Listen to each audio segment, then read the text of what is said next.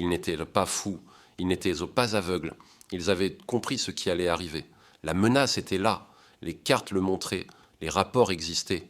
La France avait raison, mais personne n'a voulu écouter. Pas par ignorance, pas par manque d'information, mais par orgueil, par peur de changer, par refus d'admettre la vérité. Cette vidéo n'est pas l'histoire d'une erreur, c'est l'histoire d'un avertissement ignoré. Et quand la réalité est arrivée, il était déjà trop tard. Dès le milieu des années 30, quelque chose change silencieusement dans l'armée française. Pas une révolution brutale, pas une décision officielle, mais une inquiétude. Dans certains bureaux d'état-major, loin des discours publics et des parades, des officiers commencent à douter. Ils observent, ils comparent, ils réfléchissent. La guerre de 1914 est encore partout dans les esprits, dans les manuels, dans les doctrines, dans les souvenirs, mais pour eux, un malaise grandit.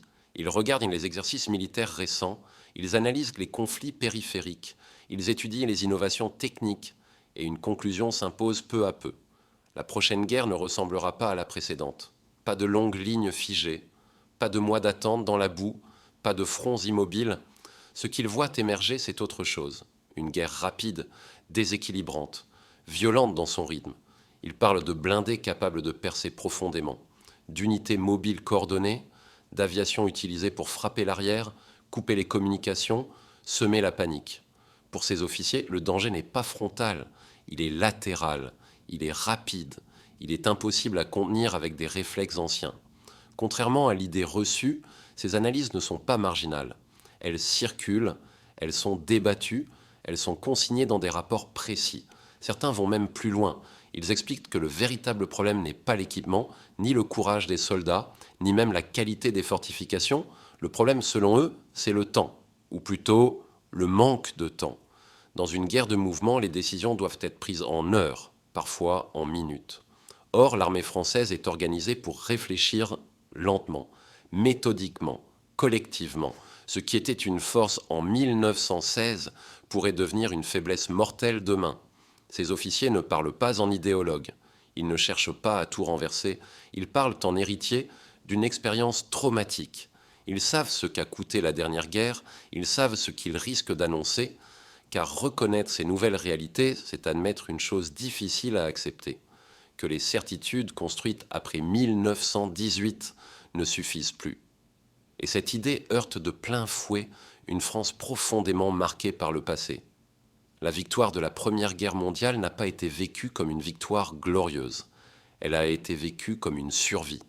Des millions de morts, des régions entières détruites, une société épuisée. Dans ce contexte, une priorité domine toutes les autres. Ne plus jamais revivre ça. Alors, quand certains officiers parlent de vitesse, de rupture, de prise de risque, beaucoup entendent autre chose. Ils entendent chaos, ils entendent perte incontrôlable, ils entendent danger. Ce n'est pas un rejet de la réflexion, c'est un réflexe de protection. Deux visions s'opposent alors sans jamais s'affronter frontalement. D'un côté, ceux qui pensent que la sécurité passe par l'adaptation rapide, de l'autre, ceux qui croient qu'elle passe par la maîtrise, la stabilité, le contrôle. Les deux camps veulent éviter une catastrophe, mais ils n'ont pas la même définition du danger. Ainsi, ceux qui voient juste ne sont pas réduits au silence par bêtise. Ils sont ralentis par prudence, par peur, par le poids de la mémoire collective. À ce moment précis, la France n'est pas aveugle. Elle regarde le futur droit dans les yeux. Elle en perçoit les contours, elle comprend ce qui pourrait arriver. Mais comprendre une menace et accepter de bouleverser tout un système pour y faire face, ce sont deux choses très différentes. Et cette hésitation presque imperceptible à l'époque va bientôt coûter bien plus cher que quiconque ne l'imagine. Pourtant, les avertissements existent. Ils ne sont pas vagues, ils ne sont pas improvisés, ils ne reposent pas sur des intuitions isolées, ils sont écrits, argumentés, comparés, ils circulent dans les états-majors, passent de bureau en bureau, montent lentement dans la hiérarchie.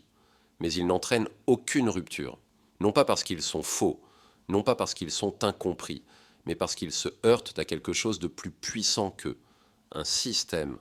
L'armée française de l'entre-deux-guerres n'est pas immobile par manque d'intelligence. Elle est immobile par construction.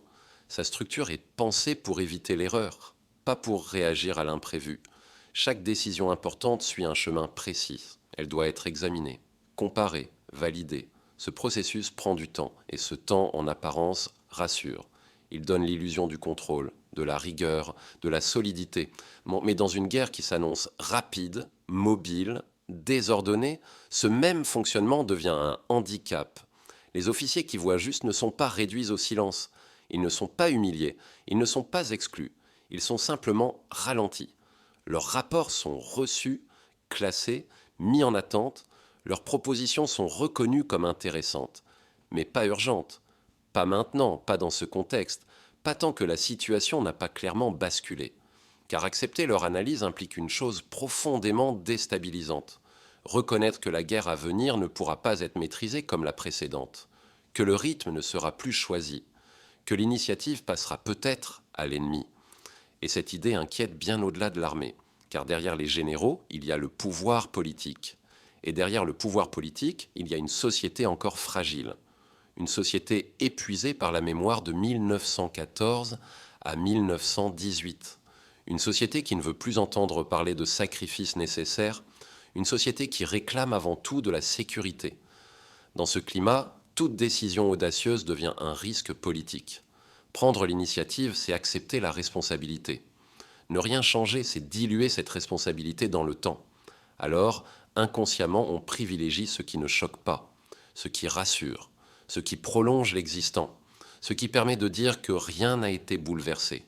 La doctrine reste en place, les habitudes perdurent, la hiérarchie se fige, et plus le temps passe, plus il devient difficile de remettre ses choix en question. Car chaque année sans catastrophe devient un argument supplémentaire. Si nous avions eu tort, cela se serait déjà vu.